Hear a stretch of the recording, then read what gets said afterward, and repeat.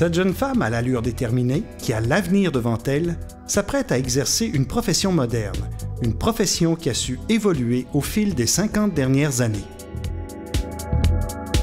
Je m'appelle Catherine Pelletier, je suis étudiante en orientation finissante au baccalauréat. Je suis rendue à mon 3e stage cette session-ci. C'est mon stage d'été chez Dollarama aux ressources humaines.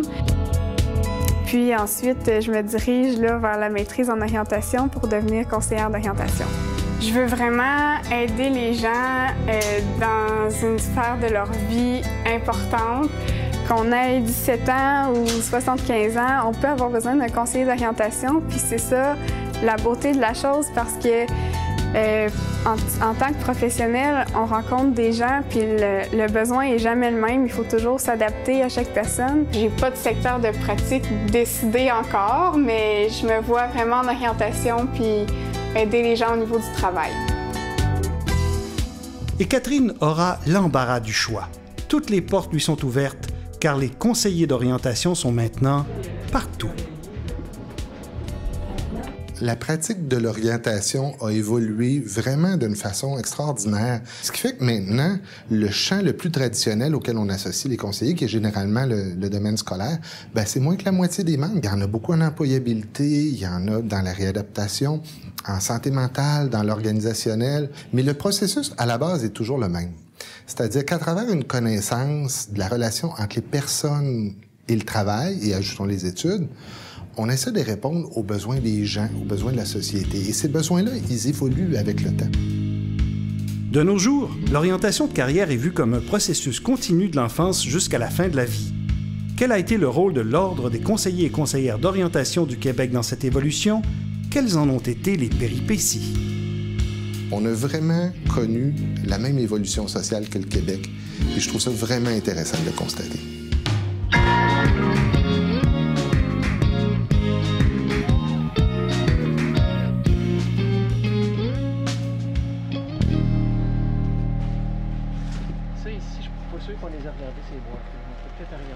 Pour découvrir la grande histoire de l'Ordre, les archives nous ont été précieuses.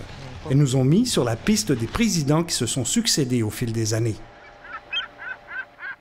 Première destination, Québec, où nous retrouvons Eddie Slater, 89 ans, avec Guy Dion, 80 ans, premier secrétaire général de la corporation, qui se souviennent des origines. Clément, c'est Clément Lockwell? Clément Lockwell, oui. Ah, oui. C'est ça. Ouais. J'ai beaucoup d'affection pour M. Slater, même s'il ne le sait peut-être pas.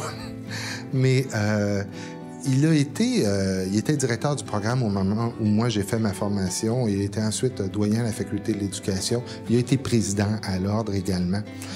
Mais pour beaucoup de conseillères d'orientation qui ont été à l'Université Laval, c'était un peu la porte d'entrée. C'était un congrès de la corporation, si je me rappelle. Oui, je voulais implanter un peu ma conception de l'orientation qui faisait appel non seulement à la psychologie, mais à l'économique, à la sociologie, à la pédagogie, ainsi de suite. Alors, c'est ça que je voulais implanter. En 1962, les conseillers d'orientation et les psychologues collaborent pour fonder une même corporation. La loi est sur le point d'être votée quand les frères de l'Institut pédagogique Saint-Georges convainquent le secrétaire de la province d'y enlever tout ce qui a trait aux conseillers d'orientation. Selon eux, leur formation ne répondrait pas aux conditions d'admission de la nouvelle corporation. À un moment donné, quand on a lu la loi, on n'était plus là. Il a fallu que ça se tourne de bord puis faire autre chose. Puis c'est là qu'on a discuté beaucoup avec les diplômés en orientation scolaire et professionnelle pour essayer de former une corporation de conseillers d'orientation. La nécessité pour les conseillers d'orientation de se constituer en corporation restait entière. La protection du public l'exigeait. À cette époque, la confidentialité n'était pas assurée. Par exemple, quand on voyait autrefois celui qui faisait passer les tests, il affichait les résultats à la porte de la classe. Alors ça nous scandalisait. Alors on a fait la bataille dans ce sens-là et ça a eu des bons résultats finalement. C'est en 1963 que la Corporation des conseillers d'orientation du Québec voit le jour. L'un des pionniers de l'orientation au Québec, Wilfrid Etier, dira, en substance, « L'existence de deux corporations qui semblent poursuivre des objectifs semblables nous oblige à mieux définir l'orientation pour mieux la développer.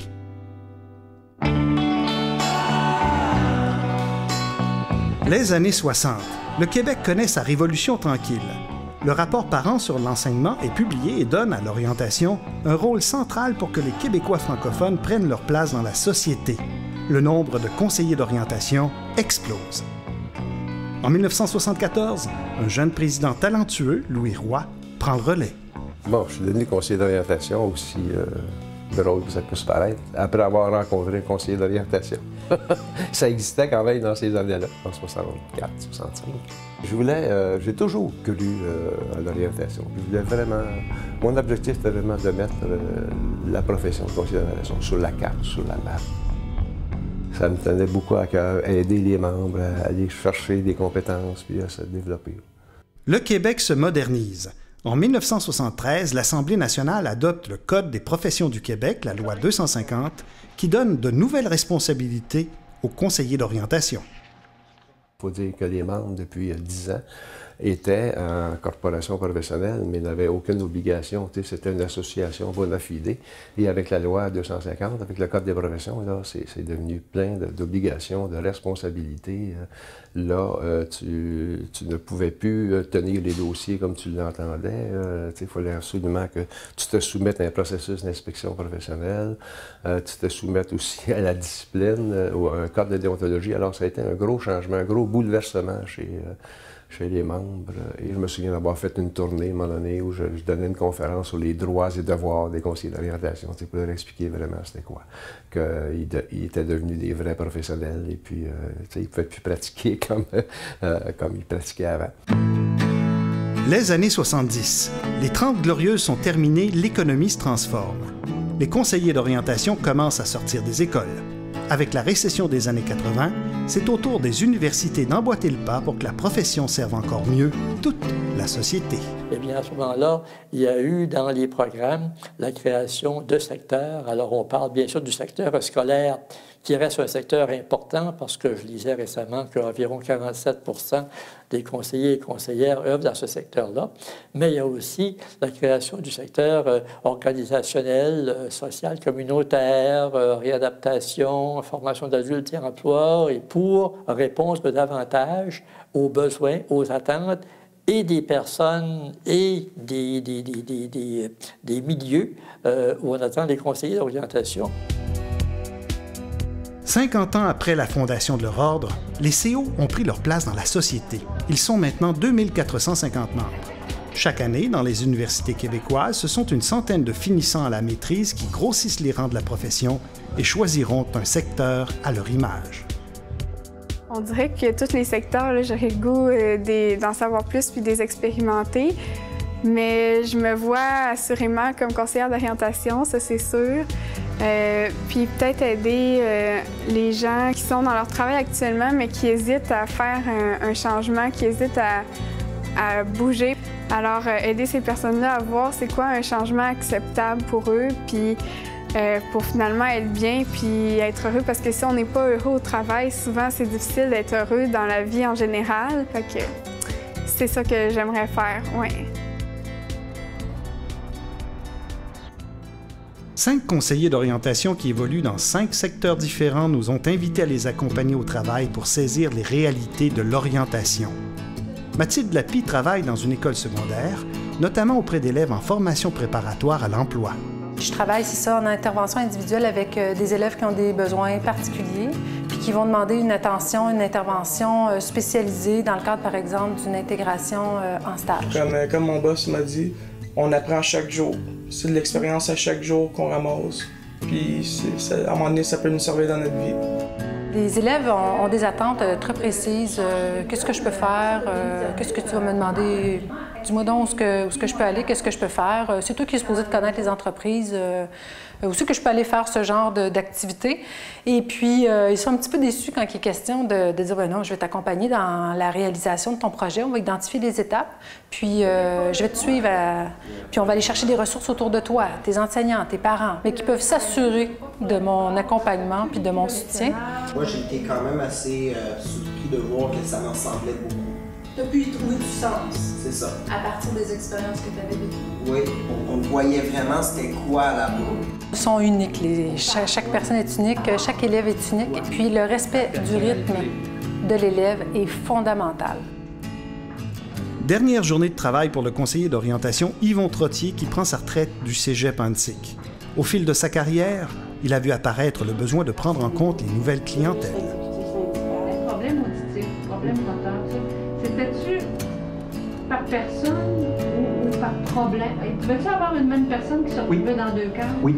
Un des défis importants, je pense, pour les prochaines années dans l'ordre collégial, ça va être l'orientation pour les clientèles dites émergentes. Quand le ministère parle de clientèle émergente, il parle typiquement des étudiants qui ont des problèmes de santé mentale, des étudiants qui ont des troubles d'apprentissage, puis des étudiants qui ont des troubles déficits d'attention. C'est un défi au niveau pédagogique, c'est un défi au niveau de l'intégration, mais ça va être aussi un défi au plan de l'orientation. Toujours une question de relation, c'est toujours une question de contexte, c'est toujours aussi une question de travail d'équipe.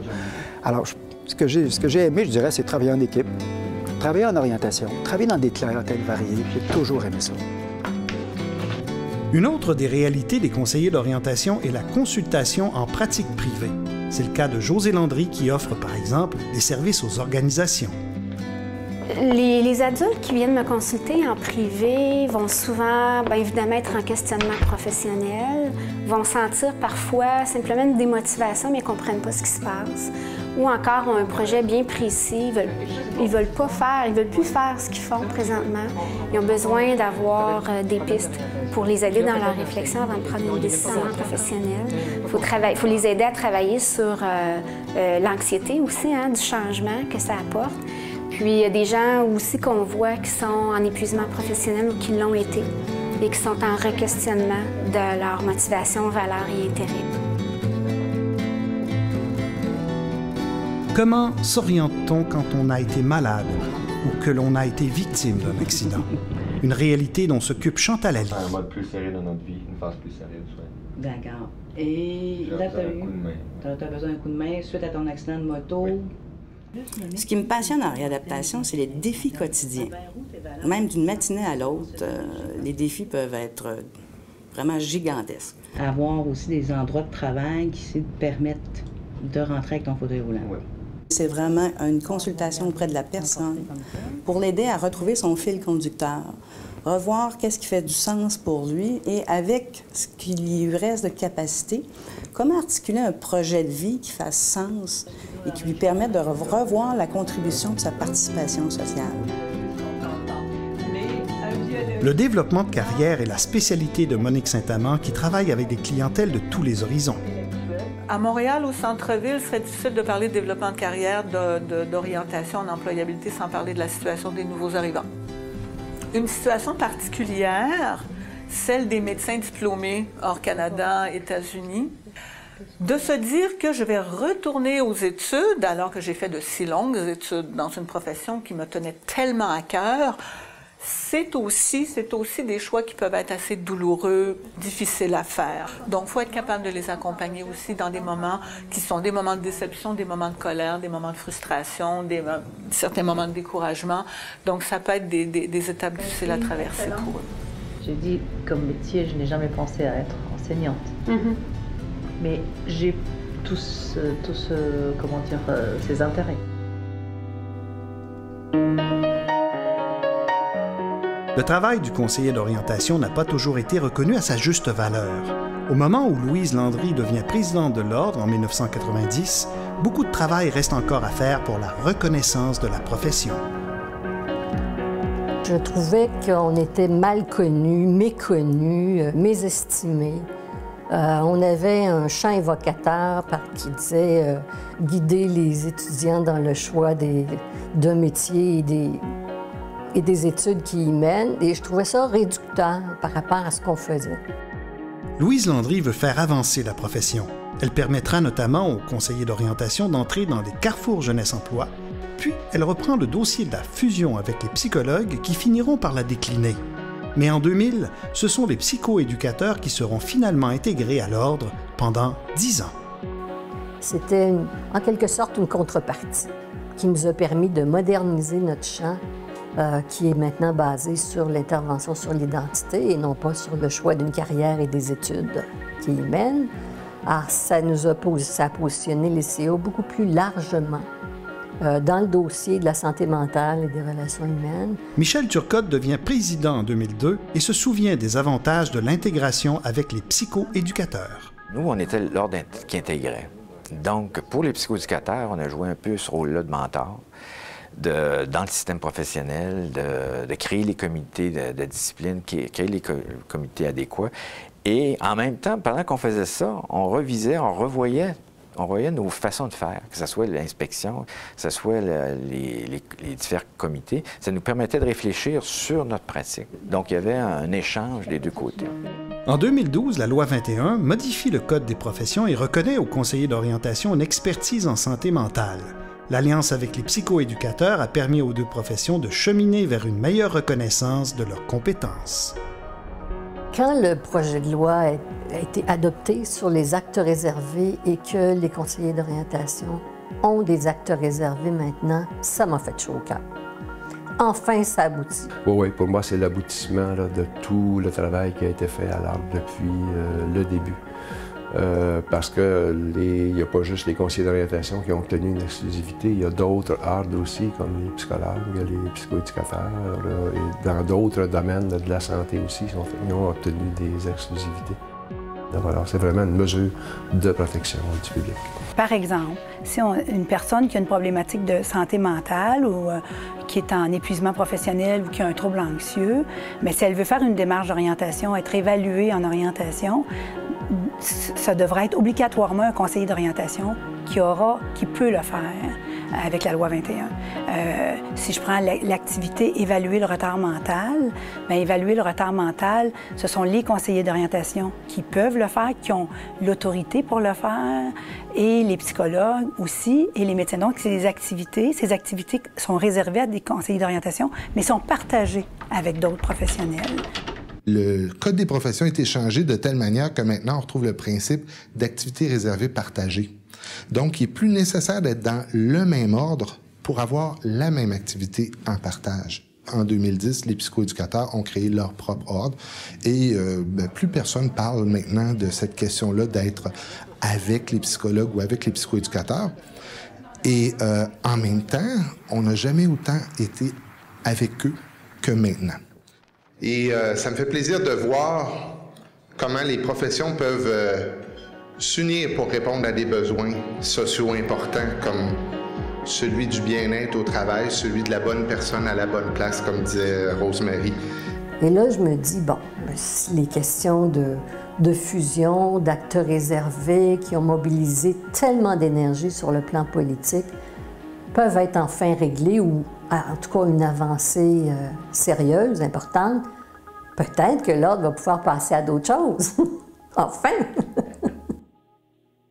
En 2009, alors que les CO rayonnent dans une foule de secteurs, la question se pose. Mais quelle est donc leur mission sociale? Une tournée pan-québécoise permet d'y répondre. Pendant le processus, ce qu'on a essayé de faire, c'était de concilier la vision des gens.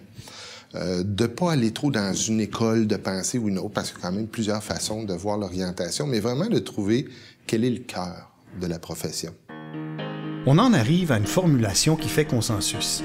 Les CO, par leur expertise de la relation individu-travail-formation, visent le mieux-être personnel et professionnel en mobilisant le potentiel des personnes et en les aidant à prendre leur place dans la société tout au long de leur vie.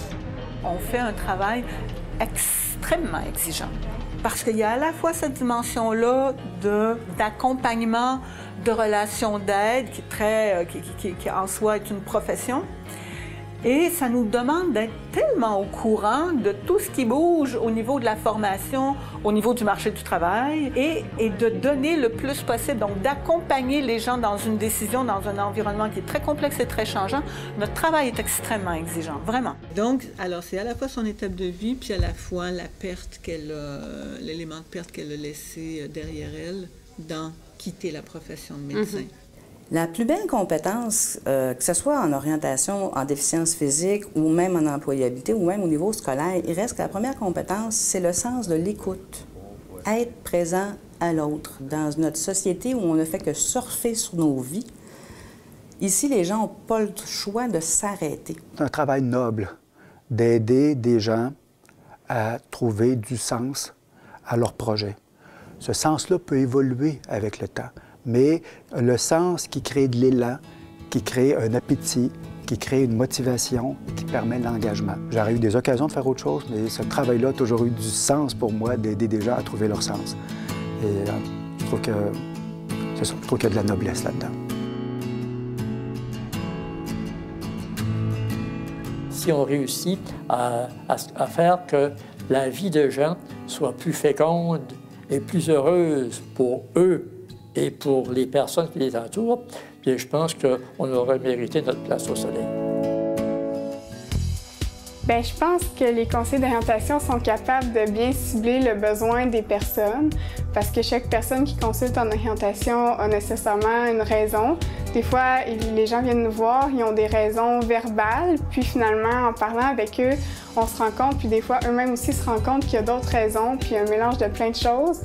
Fait que je pense que tous les conseillers d'orientation sont capables de s'adapter aux besoins de la personne puis de cheminer dans le même sens que la personne a besoin sans forcer. Des fois, les gens pensent qu'on va les obliger à retourner à l'école, les obliger à changer de travail, mais c'est pas ça du tout. En fin de compte, c'est la personne qui choisit.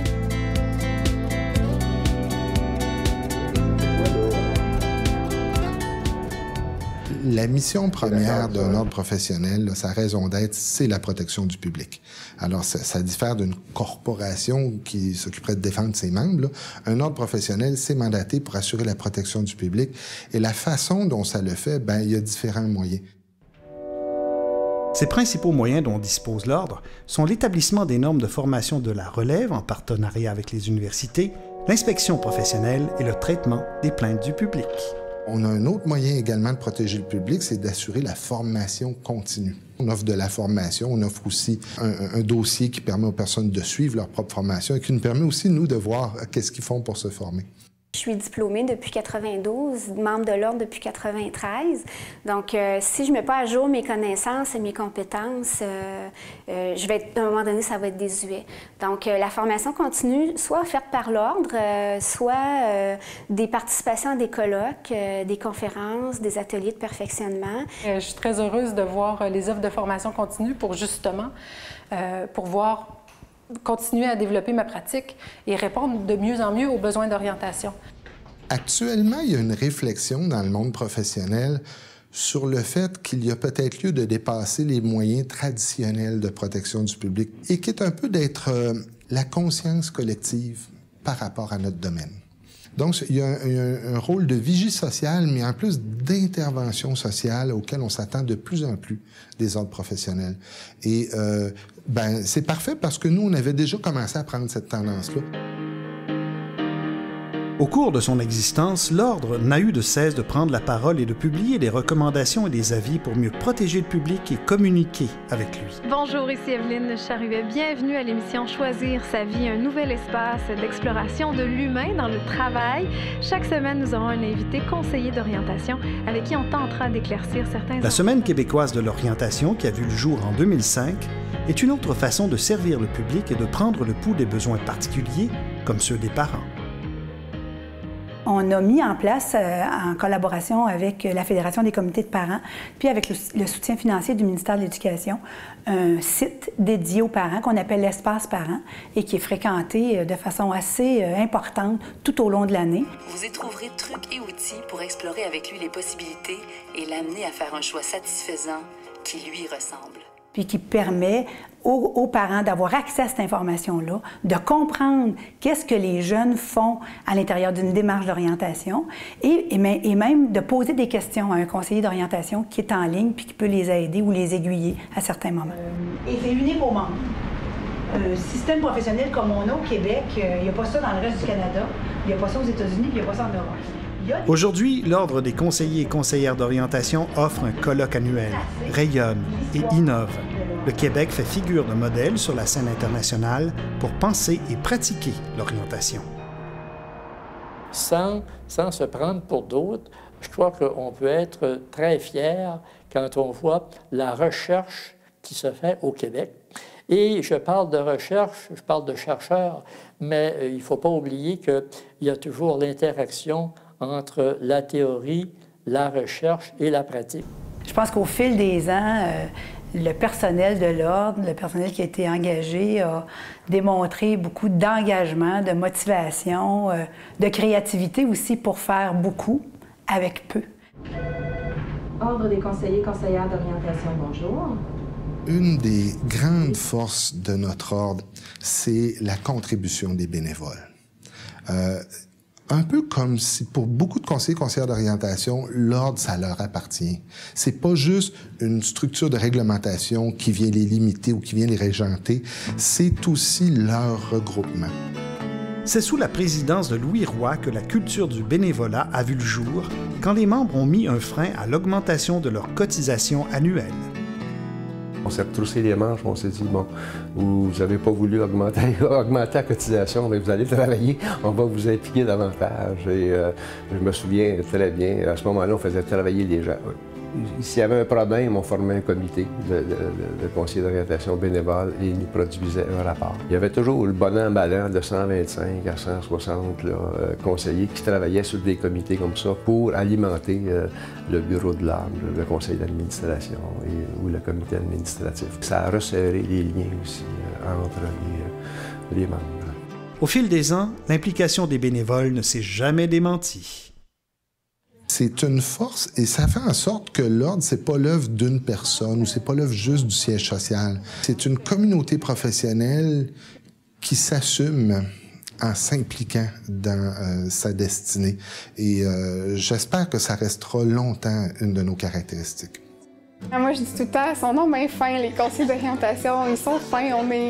On est vraiment une bonne communauté. Puis c'est des gens à l'écoute. Il y a beaucoup de groupes, tu sais, d'échanges entre professionnels pour que tout le monde s'aide dans leur pratique parce que veut pas, vu qu'on travaille comme dans le grand domaine de la psychologie, des fois ça peut être difficile puis on peut avoir besoin de support parce qu'on est confronté aux problèmes des gens puis des fois c'est normal que ça puisse venir nous chercher. Fait que tout en gardant la confidentialité, il y a des moyens de se supporter puis il y a beaucoup de groupes là, entre conseillers d'orientation qui s'aident. Arthur Tremblay, ça c'est la femme de Mathieu. C'est tout un chemin qui a été parcouru depuis 50 ans. Qu'espèrent maintenant les conseillers et les conseillères d'orientation pour leur futur? Que reste-t-il à accomplir?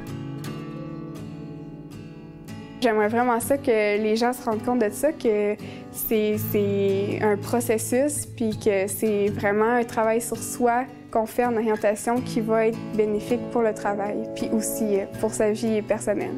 De comprendre la complexité, le bonheur aussi de pratiquer ce métier, mais ce n'est pas une simple tâche. C'est un travail qui demande des compétences, c'est un travail qui demande aussi du temps. Et aussi, ce que j'aimerais, c'est qu'on soit vraiment reconnu comme une profession en santé mentale avec l'avènement de la loi 21. On a vraiment une expertise, puis je souhaite que ce soit de plus en plus reconnu. Le développement de carrière, pour moi, c'est le développement social, c'est le développement de la collectivité. Donc, je pense qu'on a un rôle très, très important à jouer, qu'il soit plus connu. Oui, surtout plus connu. Je pense qu'il va être valorisé quand il va être plus connu. Je souhaite aussi qu'on puisse continuer, puis même améliorer notre prise de parole publique dans les enjeux sociaux. Je trouve que c'est de cette manière-là qu'on peut se faire connaître, se faire reconnaître. Le message que je laisserais aux membres, c'est bon, soyez fiers de votre profession et défendez-la, puis impliquez-vous au maximum dans votre profession. C'est la base du succès. Je crois que la société a vraiment besoin des conseillers et conseillères d'orientation et c'est pas un pitch de vente, j'y crois sincèrement. Le rythme des changements dans la société, dans le monde du travail, c'est une chose. Mais pour moi, il y a quelque chose d'encore plus fondamental, c'est-à-dire qu'est-ce que le travail? La place de l'humain dans le travail. Est-ce que c'est juste une contribution économique de travailler? Est-ce que c'est juste pourvoir à des pénuries de main-d'œuvre? C'est pas juste ça, le travail. Donc, pour moi, l'apport de la profession, c'est aussi d'humaniser le rapport entre le travail et les personnes. Et c'est une chose qu'on va devoir développer encore plus dans les 50 prochaines années parce que le monde en a besoin.